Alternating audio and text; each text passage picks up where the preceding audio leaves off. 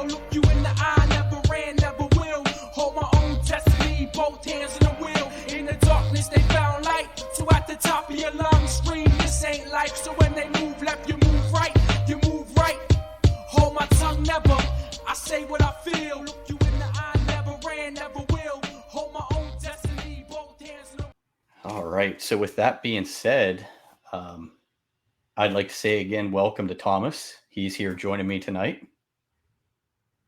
Hey, that's me. Thomas is from the Paranoid American, and we're gonna talk a little bit about his background, a little bit about what he's doing, and then we'll kind of branch off into our rabbit holes, and we're just gonna talk about whatever the heck we want to. I'm gonna let him teach me here tonight. So, Thomas, welcome to the show, sir.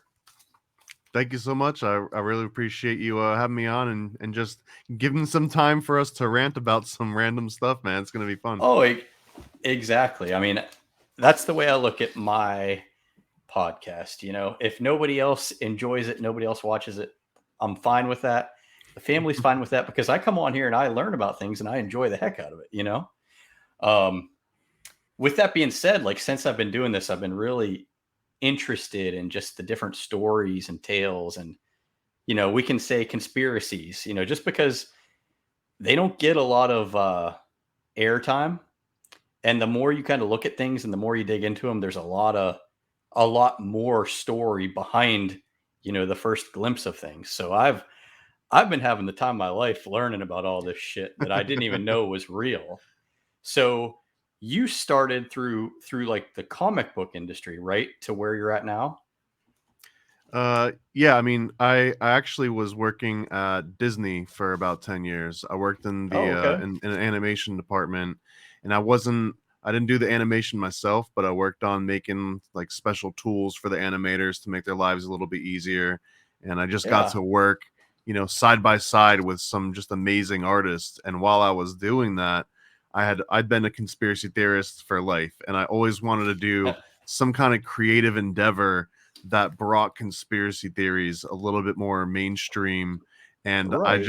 I remember at one point thinking, like, what are you doing, man? Like, you're working next to world-class Disney illustrators and animators like every single day. Why not try to, get some of them to work on some cool projects with you? So after a long meandering path, that eventually wound up as Paranoid American as a comic company, which was just a vehicle to self-publish my first and only comic book at the time. And I kind of like caught the bug a little bit. So, and haven't stopped since then. Well, I mean, it's good to hear. I'm happy you pursued what you enjoyed, and like just seeing, you talk about how it started with that one book, but I mean, just looking at your website, looking at your things out there, I mean, you got a pretty cool thing going, it looks like. I lost control of it at one point, and it just kind of spiraled out. Yeah. Hey, well, at least you were able to regain form and get back here, and it seems like you're doing it right. You're out here trying to get your name out there, and I appreciate that. You're coming on the show here to talk to me. So cool story. I like it.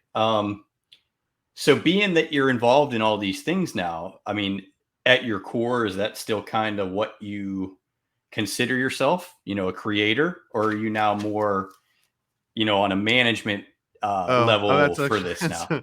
It's a great question, because this year in particular has been a little bit of transitioning for me. Over the last maybe 5 years or so, there's been this very slow and subtle process of giving over a lot of creative control on some stuff. So a majority of the projects that I work on, I'm pretty much writing or conceptualizing them and then finding other writers that I want to work with. But at a certain point too, like the very first comic I worked on, it was very much control oriented. Like I wanted to have input on every single panel, and I wanted to have like, rotate this guy by 8.5 degrees, and like that level of control. And I've definitely learned over the last decade that now if it comes back and I just like the way that it looks and there's not something that I just absolutely have to specifically do, I tend to just let the artist kind of run wild with it. And also a weird dynamic that popped up, but when I was working on just like a book at a time, very often, especially as like in small industry, not working with like the heavy hitters that do it every day, day in and day out, hiccups happen, man. Life happens. people get sick, things, just things change and rearrange. And after that happened a few times where it was like the one book I was working on got held up, and now it's like, oh man, my one creative outlet is blocked Yeah. now. So then I would start another one to kind of fill the gap, and then that one might get held up. So then I'd start another one. I think and you learned that I'd have a bunch. you had to diversify. You had to diversify. Can't put all your eggs in one basket, right?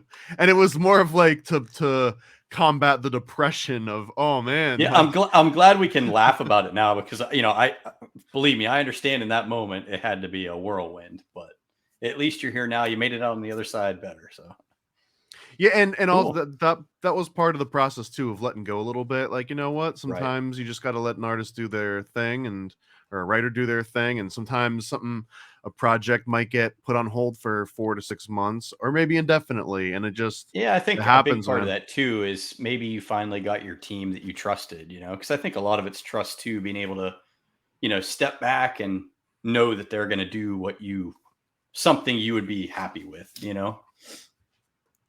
So yeah, so an answer to that is it definitely has transitioned a little bit more into like management as opposed to Right. just doing the creative stuff. And then also, Yeah. luckily, I've been able to get my name out a little bit to where people are approaching me with books that they've already written, or they just need help bringing it over to the finish line to get published. So I've been taking on a lot more of that lately too. That's awesome. Yeah, I mean, like you said, you had to just let go of the reins a little bit. Just seeing your website and all the things you're involved in, one person wouldn't be able to do all that work, I guess. That'd be a good way to say it. Cool. And if you wanted to like have a very I guess, specific vision too. Yeah. So I guess I kind of want to transition this into like I said, I want to enjoy this also, because we're going to learn about like topics you kind of use and you write about and books are about. But before we go there, I don't think you really did in the beginning. So anybody that listens to the show and they want to like find more about you, or website material, like give your stuff a pitch real quick before we go into like the other topics. Yeah, please. So paranoidamerican.com is where you can find most of my stuff. I've been publishing comic books about conspiracy theories and occult research since 2012. And I think we're just around 50 titles. I think maybe a little over half of those have been published, and they're slowly coming out more and more. So if you like time travel, conspiracy theories, alchemy, medieval sort of like occult topics, just the entire gamut, it's kind of been my life's work to investigate these topics, extract the most interesting nuggets from them. And also a big thing of what I try to do is conspiracy theories and this occult research are very much draped in doom and gloom and sort of like these nefarious, shadowy vibes. And I really do try to make it more Saturday morning cartoons meets sort of dark conspiracy theories. I think you found like the perfect material, because like you said, it never ends. There's always something new. And every day I swear I learn about a new conspiracy that I didn't even know was out there, So for example, like I just want to kind of show the whole array of what you're doing. So I have a guest coming on next week that has the Cooper Vortex podcast about DB Cooper. Okay. So like that's one edge of things, and then that's real life crime, whatever you call that. But then if you go the whole way to the other end, you can talk about Bigfoot, Dogman. We had a guest on here that told us a little bit about that. So knowing that we have that whole spectrum of whatever the conspiracies, cryptids, whatever we're going to call it, you kind of mentioned to me like a few of them that your books are on, and like topics you're fairly I don't know if you want to, we'll call it like informative, or you have some knowledge. Now, again, Thomas is not an expert. We don't want to give out any of this information as if it's truth or Wikipedia. This is all hearsay, opinion, whatever. Well, some of it's factual. Some of it is quite factual. So if you're confident in saying this section is factual, go ahead. But I don't like absolutely. A lot of it's comic books, and I really lean into that, like fantastic and things happening in comics that can't happen in real life. But there's one series in particular that I strayed away from comic and I try to make it serious, and it's called Paranoid Pamphlets, and you can actually see one of them at mkultracomic.com, and it's Okay. a small little mini pamphlet that's entirely about the Project MK Ultra, which is this mind control project that the government did between like the late 40s up until, who knows, they officially ended sometime in like the late 60s or 70s, but that depends Yeah. on who you actually believe. But that pamphlet series in particular, I really bent over backwards to not include any of the just absolute sort of like assumptions and rumors. Every single page on there has dates, names, places, you know, All the right. So documented aspects of all that. So this one's plug that called one more time. this is Paranoid Pamphlet MK Ultra. It's the very Okay. first in a long series of these pamphlets, and you can go directly to mkultracomic.com and it'll pull up a preview of like the first quarter of the book or so and all the different pamphlets. And it essentially traces the origins of the United States mind control projects through MK Ultra from Operation Paperclip up through, you know, the Church Committee essentially. And that's when this report came out called The Family Jewels, and all of the CIA's dirty laundry kind of got aired out into the public. That was sort of the end of the official MK Ultra program. So that All right. that So series in particular is very serious. I've got two questions from that, because in the beginning of this, you know, I was kind of researching topics and things to talk about, and I actually reached out to some MK Ultra people, you know, and wanted to interview them. And when I brought them on the show, like the story wasn't like a good story, you know, it was tough to hear, and I didn't want to put it out there. Um, so like MK Ultra, where was I going with this? I had two things. Okay, so is MK Ultra and uh what's the project? Project Monarch. Is that one and the Oh same, or is boy. that two separate things? So MK Ultra is well documented. It had about 150 subprojects, I think like 149 subprojects that were identified, although Okay. the full details of every subproject is very shaky. Project Yeah. Monarch, which you just referred to, that one is more of a rumored project that doesn't have any Okay. direct documentation. There's no government agency that's ever claimed to know anything about Project Monarch, and I understand that Okay. a majority of Monarch comes from a few varied sources. One of them is a guy named Fritz Springmeier, and he wrote a book with Cisco Wheeler called How to Make an Undetectable Illuminati Mind Control Puppet or something. It's got a very long name like that. And this one makes a lot of bold claims. And I actually wrote a comic book, Time Samplers Issue 3, that fully explores and illustrates what their fantastical vision of what Project Monarch might have been.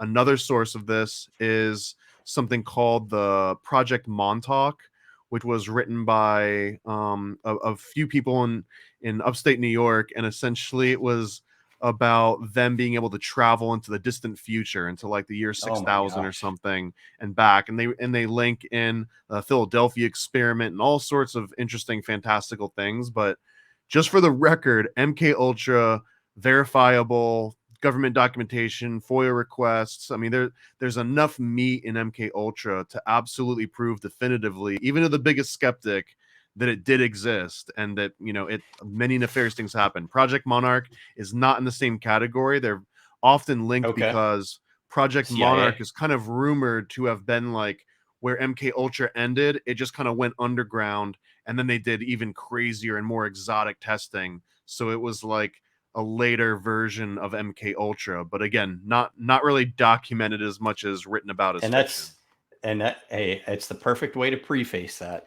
Preface, maybe you say it that way.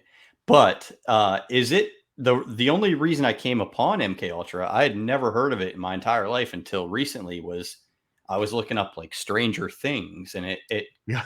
compared Stranger Things to that. Is there any reality to that, or is that a Oh far-fetched yeah. made up thing? Well, okay, so reality is kind of a key word there. So I just Yeah. mentioned Monarch, and that one of the influences of Monarch was this place or Project Montauk, which is actually Montauk, New York, which is by this place called Camp Hero, and it used to be an Okay. old like anti aircraft or anti like Navy base for towards the end of World War II. But anyways, Stranger Things, the original name for Stranger Things was actually called Montauk. That was going to be the name of the series. And if you So there find, is.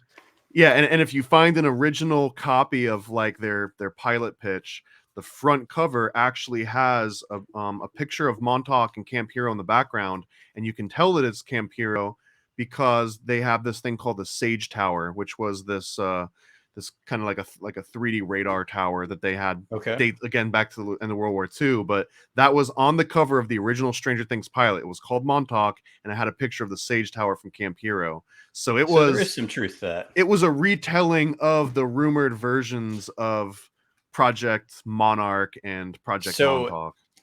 in that Project Montauk, the Camp Hero, is that like the facility where it was supposedly? Correct. Yeah, Camp Hero is an Okay. actual place. It still exists right now, and the Sage Tower Okay. still exists. And there's really creepy videos on YouTube with people breaking in and snooping around and stuff. But Thank you, because that's where this is going to lead. Like every time I do one of these shows and I find out about all these interesting things, when I watch it back, I write down all these things and then I punch it in, and this is what you find. You just find troves of treasures researching all this stuff, it's probably one of my favorite. MK Ultra and all the ancillary little projects and rumors is one of my favorite topics by far. So did you say the pamphlets that you mentioned, is that like one of your series you do? Yeah, so far it's only been the MK Ultra, but next year, 2023, I'm planning on going real hard in the paint on the pamphlets, maybe put like another 5 or 6 out. So I've got one that I'm thinking about doing on homunculus, one on adrenochrome, one on the American Satanic Panic, one on Bigfoot.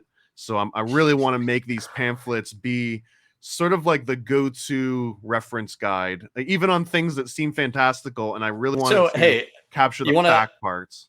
You want to talk Bigfoot for a second with me? Let's go, man. I'm in Florida where we call him skunk ape.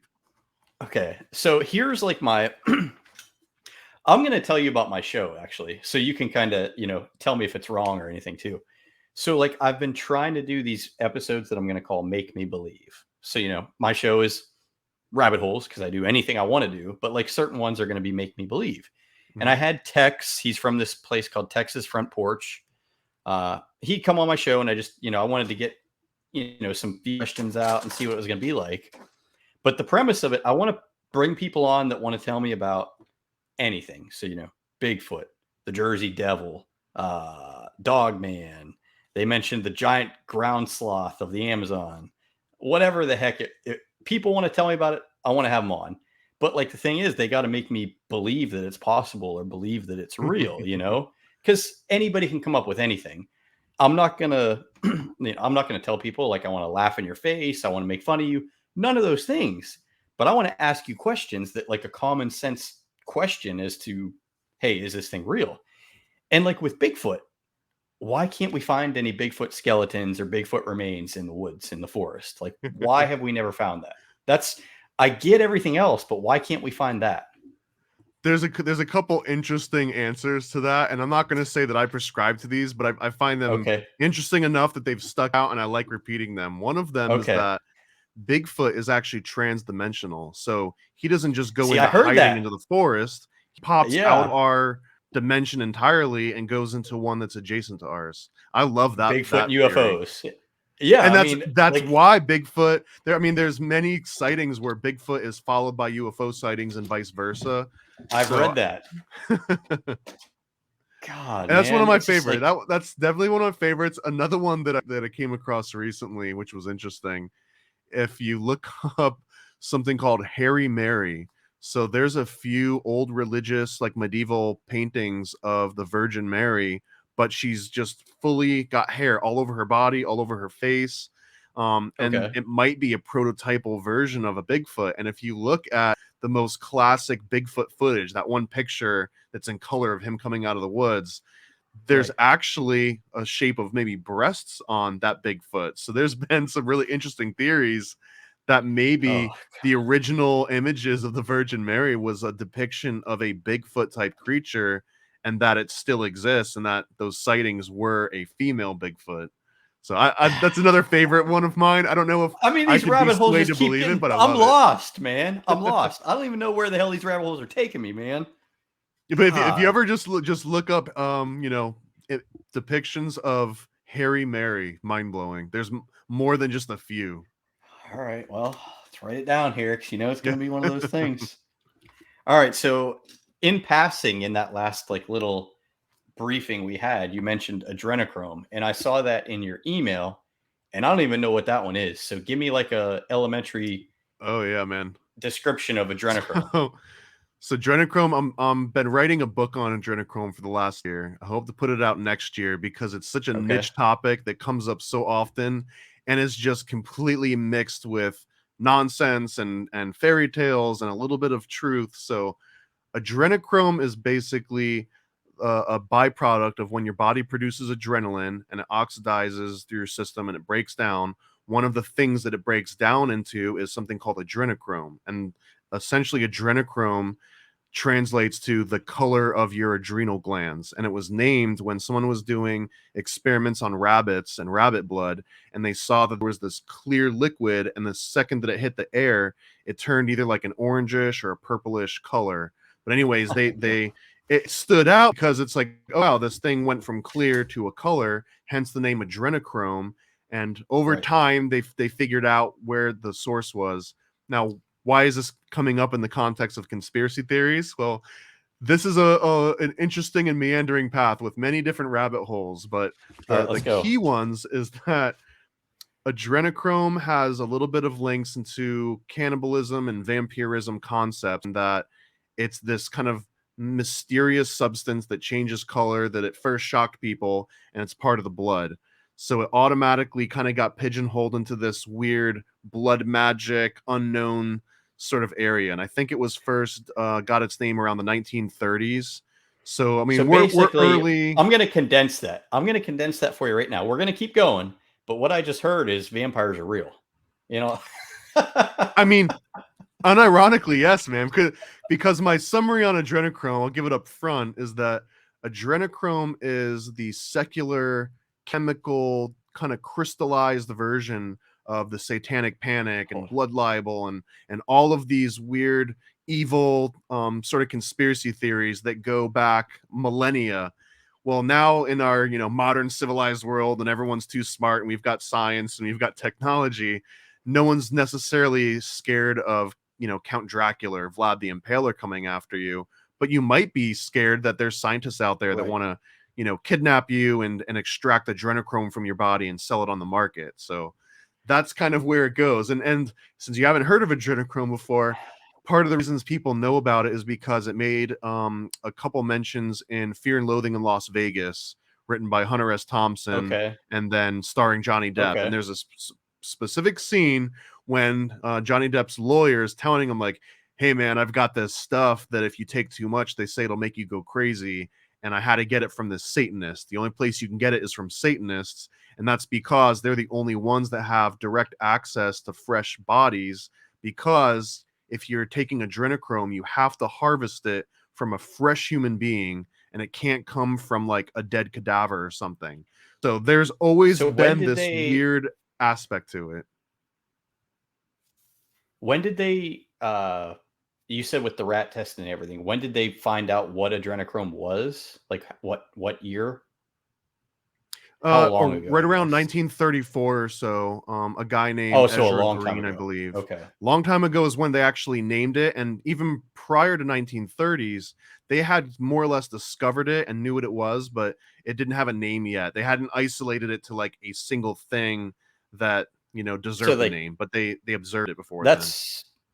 I mean, they're researching that, working on it. Then it's not like nobody anywhere. They don't talk about it though. Like it has to be right. Well, and the original research had nothing to do with like vampirism or magical abilities or anything like that. It was just another biological side effect that someone was researching. So here's where it gets a little bit interesting.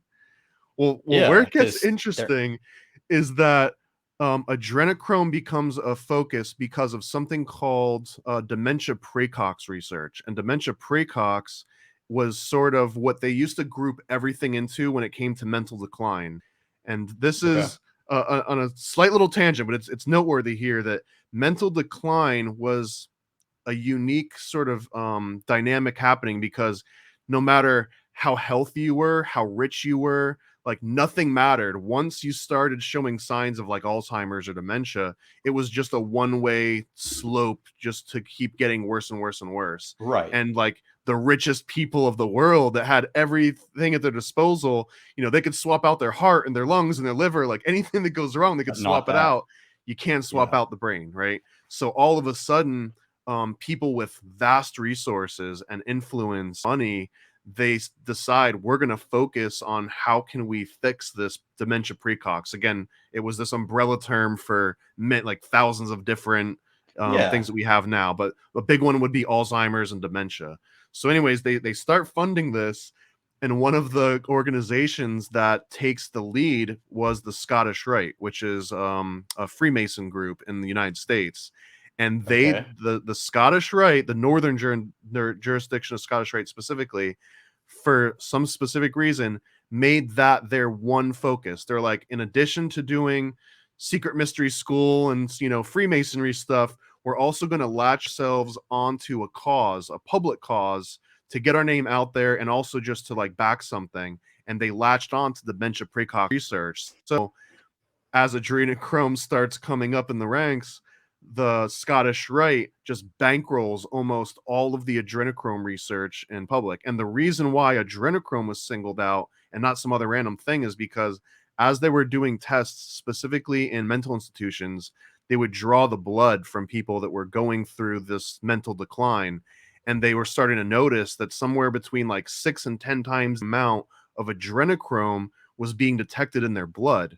And this led to all sorts of rumors. One of the prevalent rumors, which was never proven but still persists, was that if you take the blood of a schizophrenia patient that's high in adrenochrome and you inject it into your own bloodstream, that their excess adrenochrome will make you turn schizophrenic temporarily. So there was this pseudoscientific Oh rumor man. that I could take the blood of a crazy person and give it to a normal person and make them turn crazy. And the hope was that the opposite might be true, that I could take the blood of a normal person and replace it with, grandpa that's starting to lose his mind, and just do a quick blood transfusion and just kind of take the crazy out. Because they really thought that it was the adrenochrome making them crazy, as opposed to their body was going through this new biological Right. process causing excess adrenochrome to be in the blood system. So that's sort of at the heart of it, and it only gets weirder from there, because we're talking around 1951, 1955 And right now. if all these things are talked about now, they've tested or are testing all this crap too. I mean, so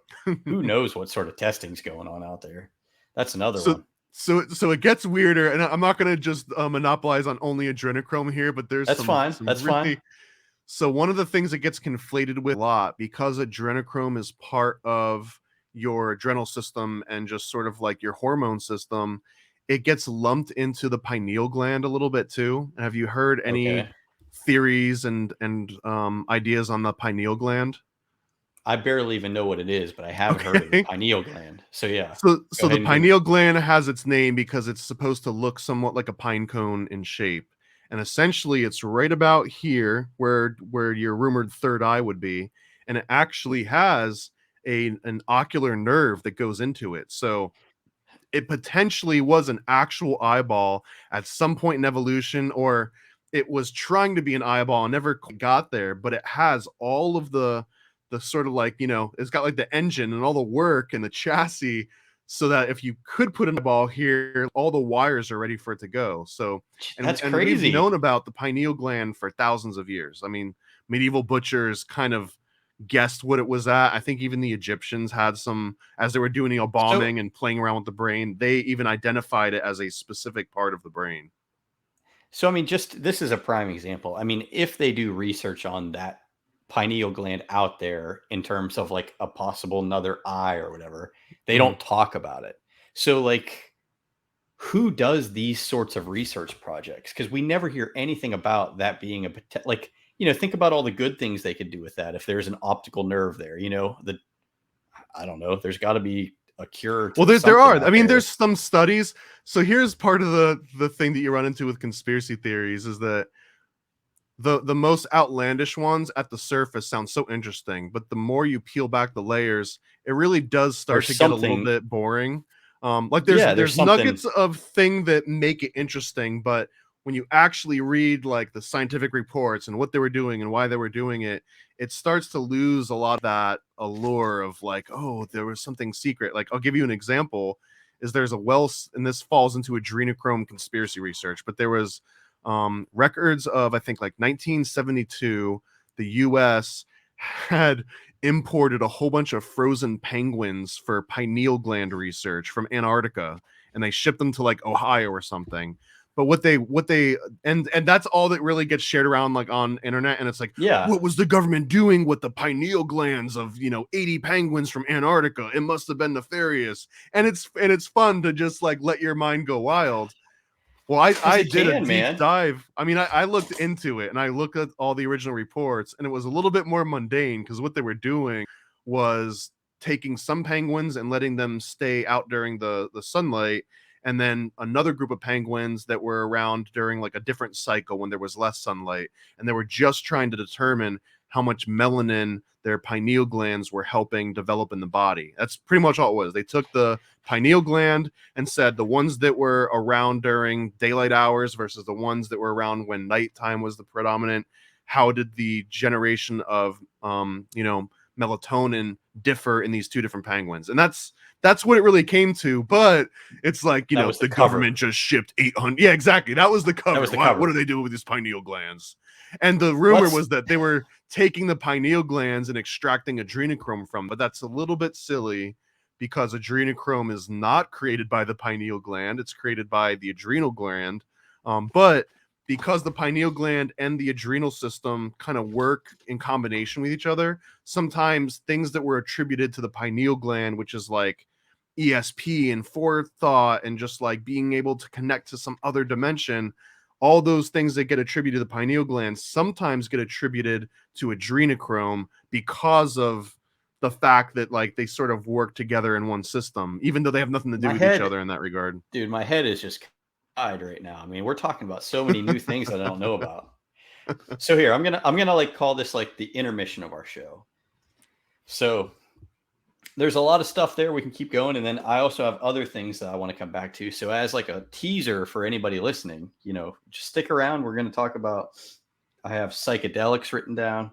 I have secret societies, which might tie in with this third eye and Freemasons and whatever the hell else we get into. But so first, I got to ask you, man, you're very intelligent. I don't know how you remember all of these things. Like, did you like have schooling and stuff like this prior, or did you just pick this up over the years of researching?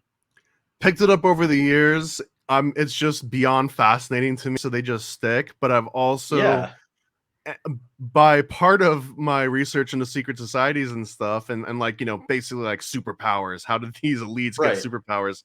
One of those superpowers is actually just known as kind of like a classic liberal education, like these seven sort of talents of the trivium and the quadrivium, and part of Right. that are these crazy memory techniques, and I've absolutely integrated the memory techniques into as much of my life as I can. So You must have, sometimes I man. don't have to Jesus. I don't have to intentionally memorize it. Sometimes I just plop it in a closet in my Well, memory what palace somewhere and come back to it what later. impresses me is how like the dates. Like, I know a lot of things, but like I never know dates. For you to just be able to spit out years and stuff, I find that impressive. So Well, so good so job. I try to organize my thoughts chronologically. So usually when I'm There you taking go. notes, the first way I start organizing them is I just put them in order.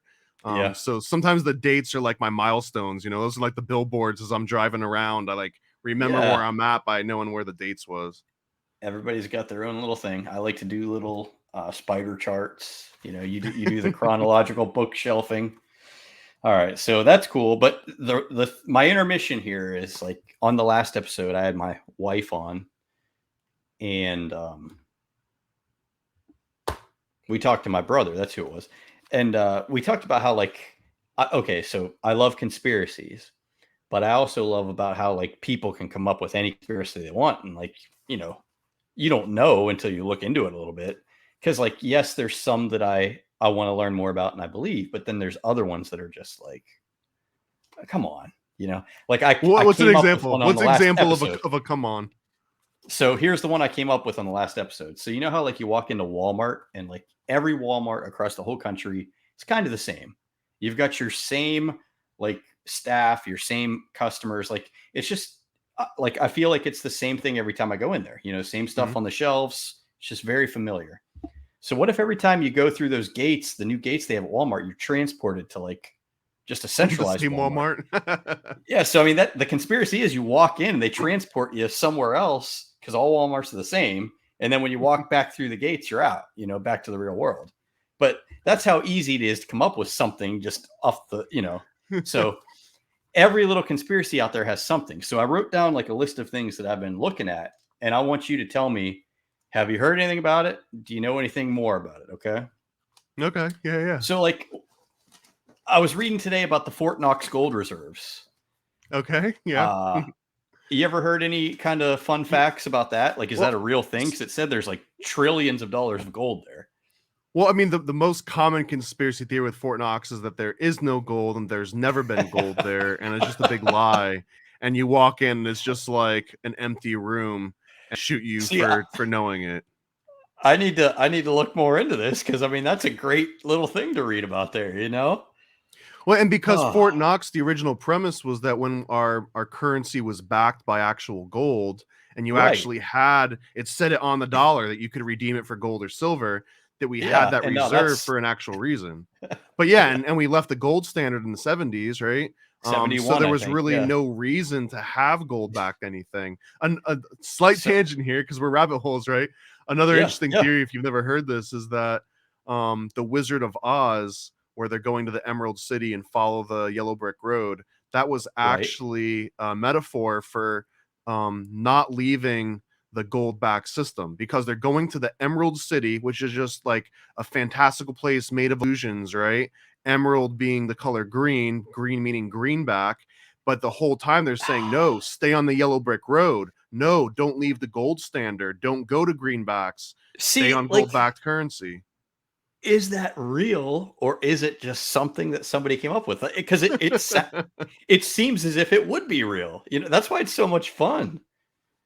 They're not all as fun, but those are some fun ones, yeah. And I know, like there's a litmus test that I like to throw out. I've got a few, but one of mine for conspiracy theories is that sometimes the conspiracy theories is just about attributing someone's motive. Like you might know the actual things that happened, right? Like let's say the JFK assassination. We know what happened. JFK died in public. He got shot by someone, right? And you've got the conspiracy on maybe who did it, but where it really starts, the rubber hits the road and all of the theories come out and all of the 50 different variations is when people try to attribute an intent to it. And that's the thing, is that, people that are in part of these things or do events, they can take their intent all the way to the grave. You'll never know. Even if they go and they confess and there's an interview and they say, here's why I did it, they could be lying. You know what I mean? So see, that's JFK. So at a certain point, you have to just give up, though. You have to just realize that you can't ever really have the intent proven, but the facts of what actually happened. See, that's like JFK is like another topic I considered having somebody on here to talk about. But like the more I looked into it and read and watched, like they can make any one thing or two things look exactly right. And it's crazy how they can tilt it every which way, and like each way you think is real, but there's no way they're all real. It's how they can frame things in the right light. Here's the scary one about JFK is that JFK, we've got the Zapruder footage, arguably that's been edited and missing frames or whatever, but we basically have this one source of video that's supposed to give us everything we can ever figure out about it.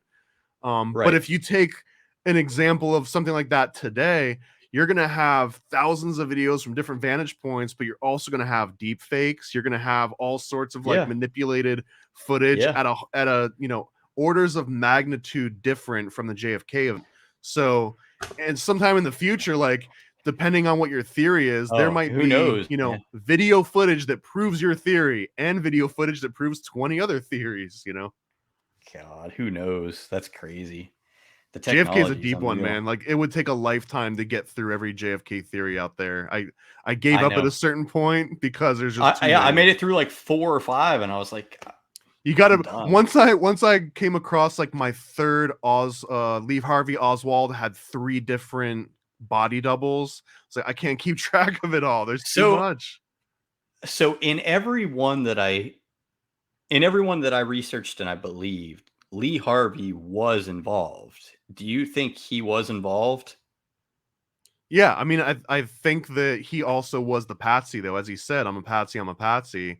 I Right. think that he was put there to be the fall guy, and that I don't know who did it, but I feel like there was probably like 8 people with their finger on a trigger that day, Y- and the I guy over mean, there got yeah. it off first, and they were like, "Oh man, someone else got to him first." So Yeah, yeah.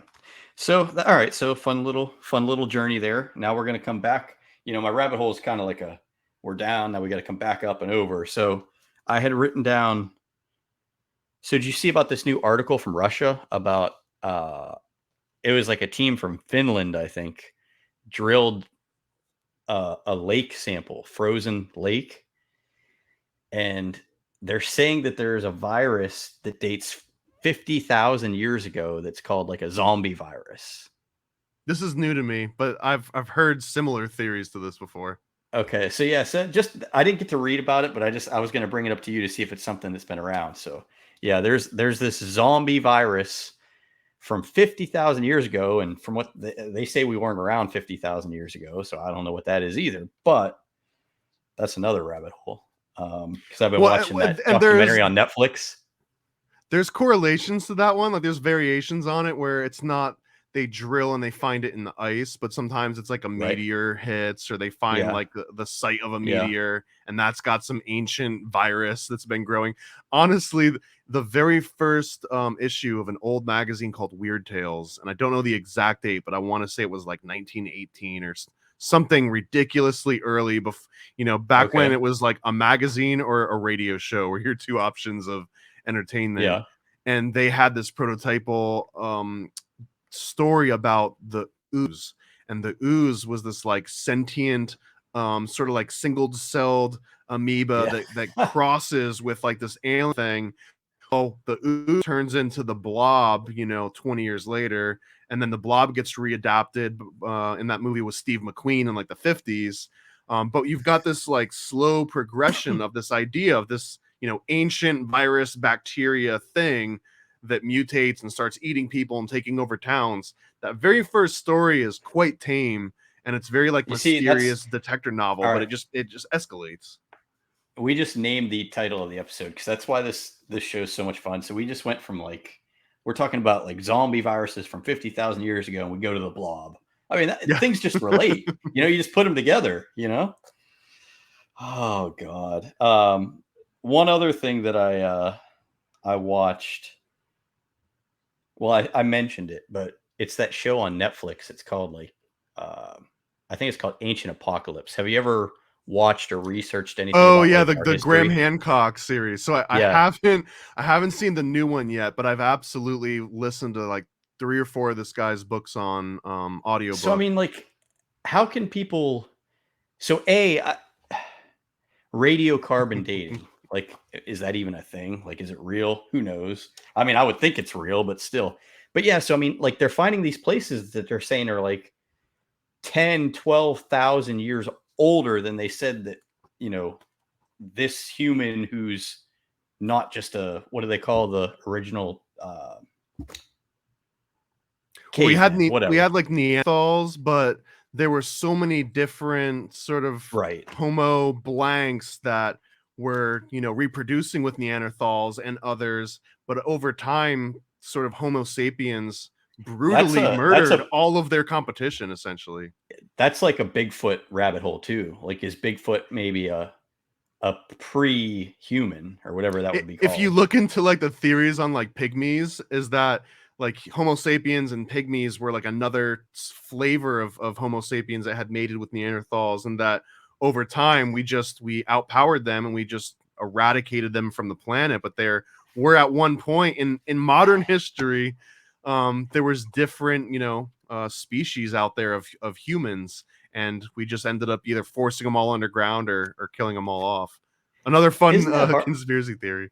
I mean, this isn't like the point of the show or anything, but like I get thinking about this shit, and I love talking about it, just like I love talking about space and all these crazy things. But like the fact that we don't know anything that happened like more than a couple thousand years ago, when we think about like the large scale of things, like think about like that's so scary that we don't know anything from back. Well, I can even one up that, man, because go ahead. Prior to the 70s, we didn't even know how far some of our history even went back. Like we were uncovering ancient burial sites in the 70s that were like, oh, I guess we were around 5,000 years earlier than we thought. Oh, wow, maybe 10,000 years earlier than we thought. I mean, they were finding settlements that had been around for 10,000 years that were still dating to 7,000 BC, meaning that the cities themselves were being founded sometime in like the 30th century BC. Like we're talking 30,000 years ago. And we didn't even know about some of those until the 70s. Prior to the 70s, we thought we weren't around even nearly that long. So the more we do research, a quote that I saw kind of, it's led me down this path, and it was something along the lines of, people who believe in conspiracies aren't crazy. They're just ahead of their time or something like that. And, it's true, because in the 70s, people, so like my thought right now is like the people in the 70s, when they tried to say, hey, no, it was 5,000 years before that. Wouldn't that just be what this Graham guy is doing now when he's saying, no, everybody, you're wrong. It was 10,000 years before that. Like at some point we're going to accept that, and then everything will move back, man. And then we'll start teaching that. And then 35 years from now, they'll say blah, blah, blah. And everybody's like, what the fuck? He's crazy. He's crazy. That's just how things are, Have you ever heard of the mound builders? So a lot of people, when they think about like America, and you're like, well, who were the original Americans? And a lot of people say, oh, well, there were the Native Americans, the tribes that were here. And even before that, it might have been people that had, come over from like Eurasia or something. But even the oldest Native Americans that we have records of, and that had their own records, because a lot of Native Americans in this country didn't have a written language at all. It was all spoken. Right. They didn't take any records. The ones that did, and the oldest ones that go back, they actually said that when their ancestors came and founded their tribes and their villages, it was on top of pre-existing ancient burial grounds attributed to these guys named the mound builders. And even today, across the world, we have very little information on who the mound builders were, when they made the mounds, where their culture came from. But there's this reoccurring theme, and it's not just the mound builders and Native Americans. It's not just how the Holy Roman Papacy would build their temples on top of old like Roman cult temples. Like everything is built on top of this older foundation. So a lot of what Graham Hancock brings up is saying like, oh yeah, that ancient, Greek temple was actually built on a much older sort of sun god temple, but that ancient sun god temple was built on something way older that we don't even know what they were worshiping. God, it's really wild when you start looking at this stuff, because you find yourself in these rabbit holes, just like this episode tonight with Thomas the Paranoid American. I mean, it's a great time. I'm having time of my life here at my midlife crisis. All right, let's get back to Paranoid American topics that kind of are around in your material. So yeah, shoot, man. I was interested when you brought up psychedelics and how they have a history like in our nation. So give me, and forgive me for saying it this way, but like I like how we're approaching this. You treat me like a fifth grader, telling it to me like in my audience like we're fifth graders. I say audience. I need people to follow and like and subscribe because I don't got enough of them. But smash that like button. Get them. We're gonna get them with these type of things. So, give me a fifth grade lesson on psychedelics in America or the world, whatever, wherever you go. So, I'll start with the world, because this is one conspiracy theory that I really do believe. It might take me a few hours of your time to convince you fully, but I do feel like I can Let's convince most people. maybe we can come back. Give me Okay. like a little glimpse, and then maybe we'll do it again. Well, so my idea, which is I didn't make up on my own, this is fairly popular, but that the origin of every major Western philosophy and religion, and perhaps every religion in the world, really could link back to magic mushrooms. And that almost every major religious symbol is a direct reference to some kind of a magic mushroom, whether it be psilocybin or whether it be Amanita muscaria, which is the little red one with the white dots all over it.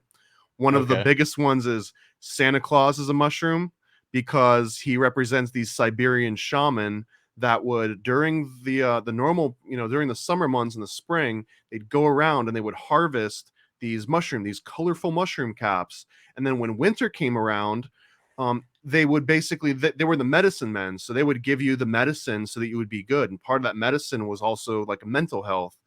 Well, during the winter, they couldn't deliver their medicine to people in their little huts because the snow had blocked them in. The only way they could get into their huts was going through a chimney and then inside.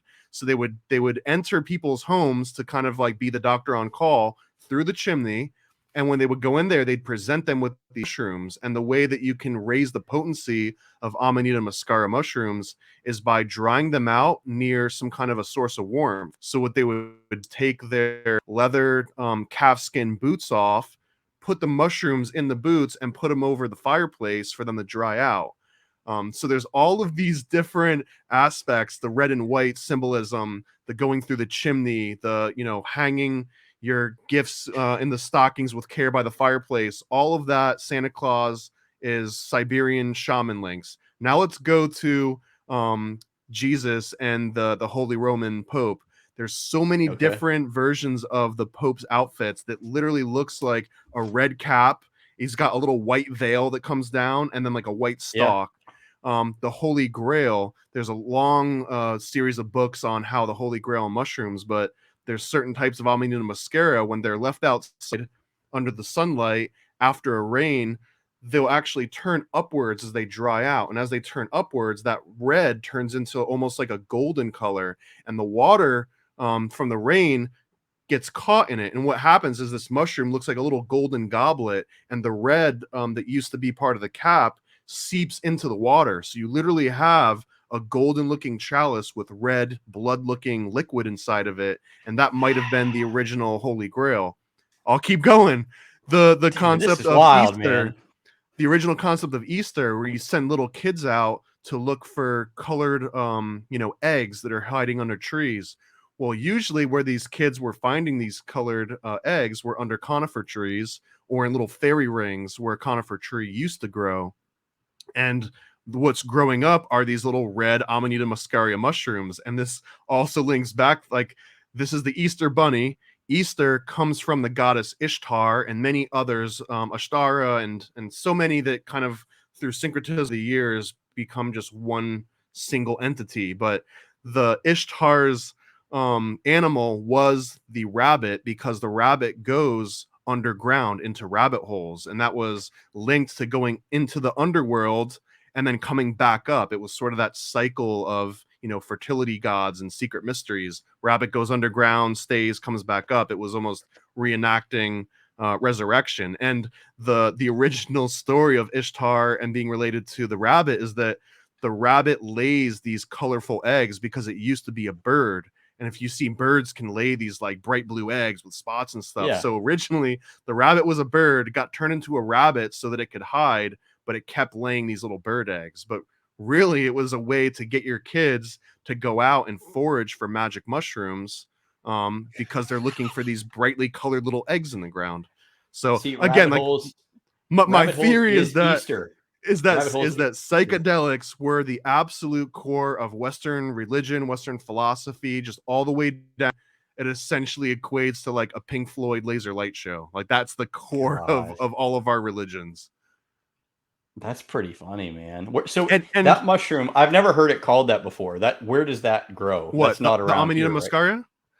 Right? So on the Western coast, they're big, and in fact, you can order them online because they're not illegal. Because they're actually not that that fun of an experience. It's the magic mushrooms, which is psilocybin cubensis. Those are the ones that people tend to refer to. The Amanita muscaria, they're actually not a great feeling because this goes back to the Siberian and the reindeers. I didn't even bring up the reindeers, right? So the Siberian shaman realized that if they took the Amanita muscaria, you'd actually get really sick. You'd vomit, and then you'd start to trip. Well, if the reindeer ate the Amanita muscaria, it would pass through their system and digest. And when they urinated, it would have the potent elements of the mushroom with no bad side effects. So these Siberian shaman would drink the urine of reindeer and then think that they could fly, right? That's where you get these flying reindeers. But then also, and this is documented, but a little bit lesser known, but the shaman would basically trade urine with each other, because it's like, hey man, like, you did the mushrooms and you went through the headache part. If you just pee in this cup and, let me do that part, like, I can skip the headache and get right to the trip. So it almost became this very taboo system of like bartering, shaman urine. God. Oh my God, dude. These are so many hilarious things that I've never heard of. And that's worldwide. I can bring it back into the States with some interesting bits too, is that the only reason anyone in the United States, at least at the way that they did, even knew about magic mushrooms is through a guy named Robert Gordon Wasson. Robert Gordon Wasson was the vice president of finance at J.P. Morgan and Chase Bank early in the 20th century. So this is a guy that's like literally a banker and big with the elites, and the last thing you'd think of is like a stoner mushroom dude. Well, his wife's from Russia. Long story short, she gets him interested in mushrooms because at the time, United States only knew of like one type of mushroom, and anything other than that mushroom you just assumed was poisonous. Well, in Russia and almost any country outside of the United States, people knew that there was so many different types of mushrooms, and many were edible, and you could almost go out into the forest and just pick mushrooms at random and eat them. And he saw his wife doing this and freaks out, and she's like, oh no, don't worry, like, we do this back where I'm from. So he kind of feels like an idiot, like, man, I guess I'm just an American bumpkin that was just scared of mushrooms because I didn't know enough about it. So he makes it his life mission to learn about mushrooms. Fast forward a couple decades, he still is this guy that used to be, vice president of finance at JP Morgan. Right. He still knows all these hobnobs. One of his friends is a guy named Henry Luce, who was a Skull and Bones member. And if you don't know Skull and Bones, it's a secret society at Yale that dates back to, it has many old presidents and lots of just interesting characters. But his friend Henry Luce at Skull and Bones, Gordon Wasson tells him about these magic mushrooms. And before anyone else, even in the United States, even knew about it, Henry Luce publishes this in Time Magazine. He owns Time Magazine, and Time Magazine is essentially what introduced America to what magic mushrooms were. So it was kind of like these insider government guys that even introduced psychedelics. Well, how did LSD get into popular culture? That came directly from the CIA. The CIA unquestionably purchased the entire world's supply of LSD from Switzerland in like 1947 or 51, or like they purchased the entire world supply of LSD. World supply? I thought LSD was world supply. I thought it was manufactured though. It is. It was manufactured by Albert Hofmann at Sandoz Laboratories in Basel, Switzerland. But when he discovered it, and the word out, the U.S. military just went to him and was like, all the LSD that you're making for the next 6 months, we're buying all of it. We want an absolute global monopoly on the world supply of LSD 25, which is the synthesized version of LSD. LSD 25 is a man-made version of an ergot fungus, and the ergot fungus is not necessarily the exact same as LSD 25. LSD 25 is just a stable synthetic version that we've created that is very, very close to it. But anyways, the CIA essentially is like, yep, we're going to buy the entire world supply. And through nobody that else purchasing, exactly. And that kind of is what turned into a lot of the big heavy hitter names of the MK Ultra sub projects tended to relate to LSD. And the reason why I'm bringing this up is because the American psychedelic revolution and the summer of love and the hippie movement, they might not have existed at all if it hadn't been for the CIA and for a Yale finals club, the Skull and Bones. Like, just So imagine not even having free everything's love and all all of that. attached. It's all attached, Absolutely. man. So we didn't even start here, but we talked about mushrooms. And have you heard about the new I don't know what the guy's name was, but he was on the Rogan show talking about mushrooms. And It's he probably was Peter trying to say Stamets or Paul maybe, but he Stamets. was trying to say he's like silenced about the negative effects of mushrooms. Have you ever heard anything about that conspiracy? You'd have to light me on the specifics. One that I've heard recently, So basically, which probably isn't a conspiracy. Good. He was saying that portobello mushrooms and white button mushrooms, like edible mushrooms, and if you eat them without cooking them first, that it's like got all kinds of carcinogens in it. Yeah, I didn't hear that part, so I don't know that he said before you cook them, but he was saying that all the bad things are in them, and then he was also saying that I believe that's the main theory that you're referring to. It's not that they themselves, but if you eat them raw, they're much worse for you than if you cook them. Okay, but basically, and again, I haven't even looked into it yet. I'm going to, obviously, but you've heard that once they're cooked, they're not as bad. Correct. Okay. All right. For those specifically are those little portobello mushrooms, that one in particular. He was saying, I didn't hear it, but I was just reading about it. He was saying there's like a mushroom mafia. Like all the mushrooms in the country are grown within like a 10-mile square radius in Pennsylvania. And it's like a mushroom mafia, and they're threatening them and whatever. Oh, I haven't heard that. That's an interesting one. I'll have to look into the mushroom mafia. The name just sounds so cool. He was on the Rogan show, but I forget his name. But yeah, I mean, if I had to choose a mafia to join, it would probably be the mushroom mafia out of all the ones out there. I was born and raised. My school's Penn State, so if I have to move to Pennsylvania to be in the mushroom mafia, I might. All right, so let's mentioned get back to you mentioned mushrooms and Rogan. Have you ever heard of the stoned ape theory that comes out before? I haven't, so go ahead and fill me in. I'll do a very quick version of it, but the stoned ape theory is in my top 3 theories of all time, and it's that. Again, this relates to magic mushrooms being the source of all religion and philosophy. It ties right into that, and the concept was that our Neanderthal ancestors, or perhaps prior to that, primate level ancestors, because it's called the stoned ape theory, that when they came across magic mushrooms, because they were foragers. And typically it would go to like these cow patties because it had all sorts of other, like a biological system in it, bugs, and it would attract grubs and things. Well, as part of foraging these cow patties, they would ingest these magic mushrooms because that's where magic mushrooms tend to grow, is from cow patties. And that the apes that ingested psychedelic mushrooms had heightened perception, their heightened senses. They could see, they could hear clearer. Colors more vibrant. They were more virile. They would have more sex and copulate more, and just have more mates. So the very evolutionary practice of monkey eats psychedelic mushroom, goes into a mating frenzy, is able to forage all this extra resources.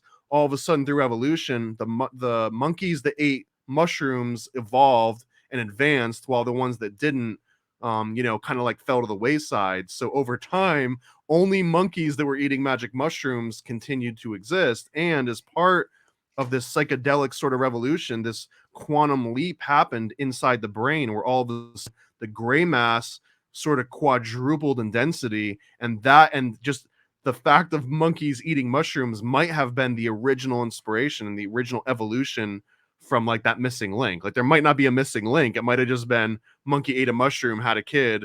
That kid had this like quantum leap forward because of their parents eating mushrooms. It's a outlandish one, but it's such a favorite. So I'm gonna kind of interrupt you here. I'm gonna steal your thunder only because I'm gonna lead us towards the end of the show, because I like to do about an hour show. It's that 1 hour car ride where you just talk to somebody, have some fun conversations.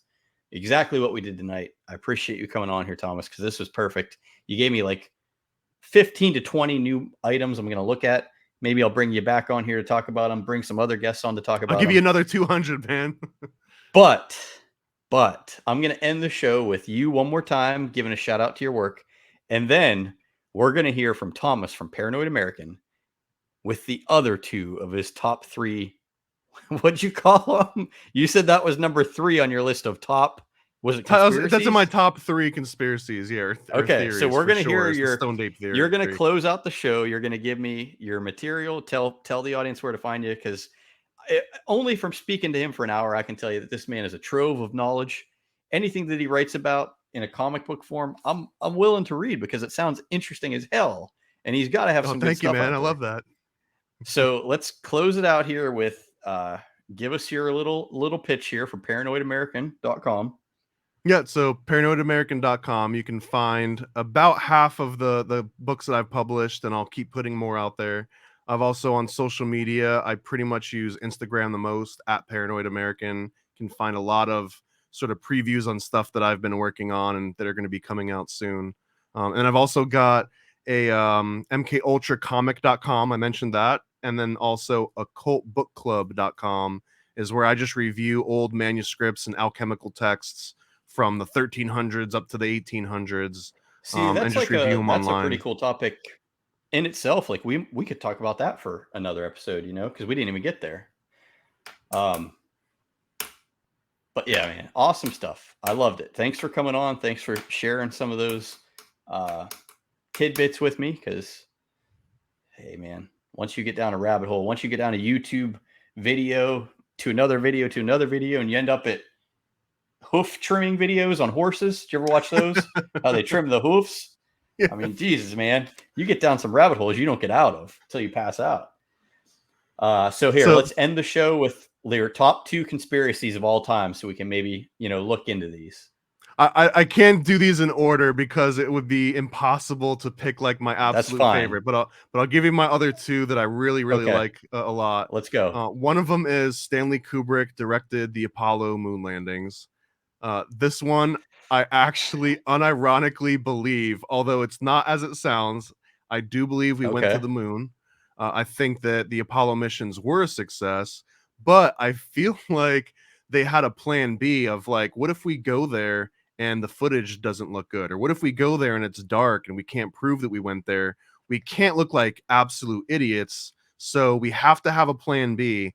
And I think that plan B really did exist. It might not have been Stanley Kubrick, but we absolutely filmed a backup plan. And I think that there's a good chance that's the one that. So I want to ask you, because I've heard about this too. I've never really looked into it, but they always talk about like the flag in one of the videos. Is that something that's real or not real? That one's less compelling to me. That's just because they say that there would be no atmosphere, so you wouldn't see like the actual flag waving at all. Right. The ones that are most compelling to me are just the previous examples of NASA fabricating images and saying that they were space images, and then finding out later it was like a staged sort of picture. So I guess for a photo op. Do you think any of that footage that they have on the moon landing is real? Do you think it's like a mixture of the two? Well, so I'm glad you brought that up, because do you know where that footage is now? It got accidentally erased. The most important feat of all of human evolution, the pinnacle of human achievement, was essentially being able to step foot on the moon. And it got erased. It got erased. And you know why it got erased? Not because someone was being a dum-dum. It was because there was a tape shortage. And they just wanted to reuse the tapes. And they never thought that anyone would want to rewatch the original footage again. So things like that are what makes me more suspicious. Right. The alien grid structures, and it's not, if you speed up the footage, it looks like they're hopping. It's like, hey, NASA has been proven to lie about this exact thing. And there's all these weird things like, oh, we just accidentally deleted like one of the most important feats I've never heard that they deleted the original. Look it up, man. It wasn't deleted. They recorded over it because there was a tape shortage. It's like me saying I'm taping an NFL football game and I have a episode of Seinfeld on the middle of it. They're like, bullshit. That's not gonna happen. Dude, it's the NASA equivalent of my dog ate my homework, right? It's like, whoopsie. God. All right. Well, hey, I like that a lot. So give me your other one in the top 3 then. So I guess my other big one, since we already did the stoned ape and that mushrooms are at the heart of everything, that's another big one.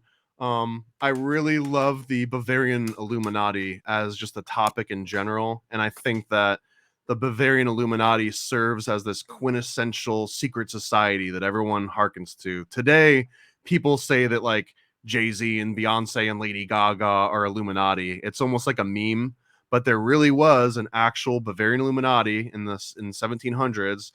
Coincidentally, in 1776, if that number rings a bell, they've been associated with the American Revolution, the French Revolution, that they've been behind all different sort of like massive revolutions. So that one is a favorite, and that the roots of the Bavarian Illuminati kind of just go to these ancient schools, the counterpart of that Skull and Bones guy.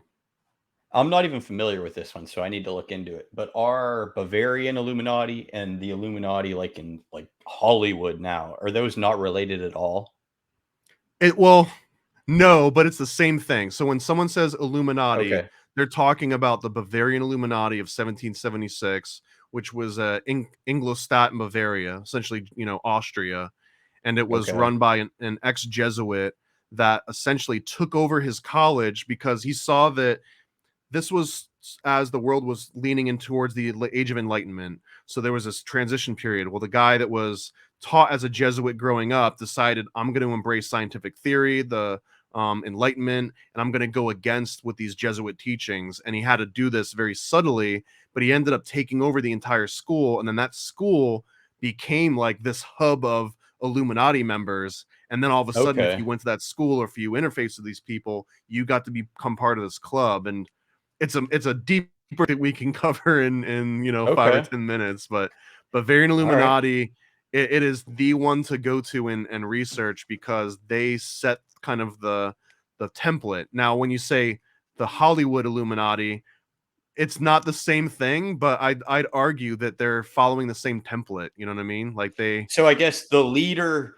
of this Illuminati that we hear about now, like his name, in Los Angeles. So the Bavarian Illuminati leader was a guy named Adam Weishaupt. There's no like leader of the modern day Illuminati. Some people say it's, but like, is he like a believer in those things? Like he teaches those things? What things specifically? So like whatever beliefs they have, or I don't know what it is, so I got to look at it. But so the original, it's honestly so mundane, man. Like the origins of the actual Bavarian Illuminati, steeped in all this mystery, it essentially boils down to a guy lying about having all this secret knowledge. He had no idea. He was literally he was writing these like secret mysteries as people were joining. He would promise them, we've got, I've uncovered from 6,000 years ago things that were revealed to me, like the original name. So that's what the Illuminati is? That was the original Illuminati. He would get people all jazzed up, and then as he got 300 people sign up, he's like, oh crap, like I'm in over my head now. I've made all these huge promises. So then he had to hire people that knew about old ancient mystery schools and stuff, and basically paid them to write these like elaborate mysteries.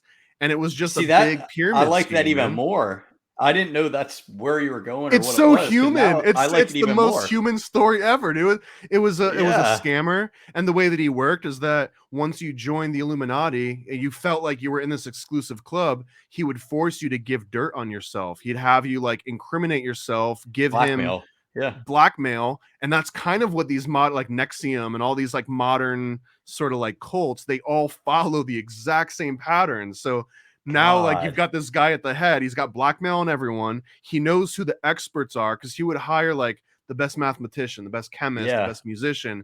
So now if let's say it's you, right? You're the guy that knows everyone, but you can pretend that you're just all knowing. So if I go to you and I'm like, hey man, I got a question about math, I got a question about chemistry, astronomy, and I want to know how to change my oil. Well, you wouldn't say, let me get my guy. You'd be like, I have all your answers. I'll come visit you in a week and I'll have everything you need. And you're going to make it seem like you just know everything. But really, you're on the phone and you're like calling all your friends. Hey, how about this? How about this? You get it all together. And then you come and me and you're just blowing my mind. And I'm like, oh, you're a Renaissance man. You know everything.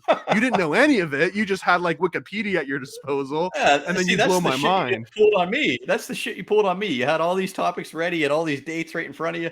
Coming on here, I'm thinking you're a guy that knows a lot about everything. Really, you're just calling me like the Illuminati. Right.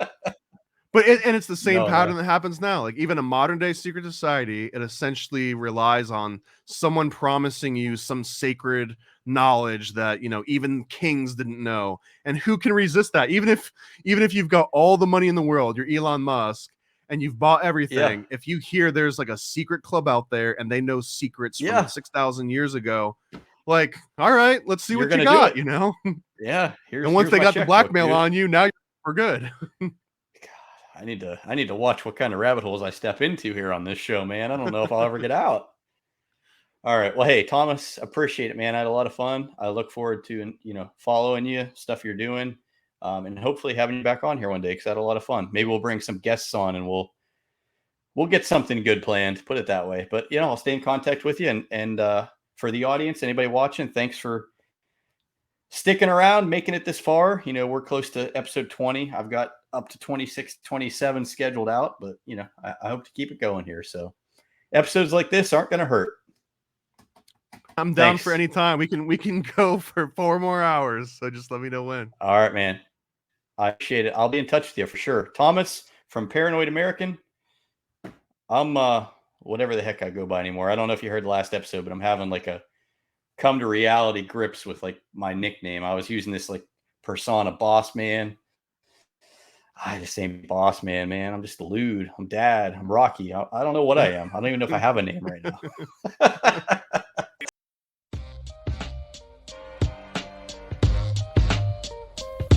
Hold my tongue never. I say what I feel. Look you in the eye. Never ran, never will. Hold my own destiny. Both hands on the wheel. In the darkness they found light. So at the top of your lungs scream. This ain't life. So when they move left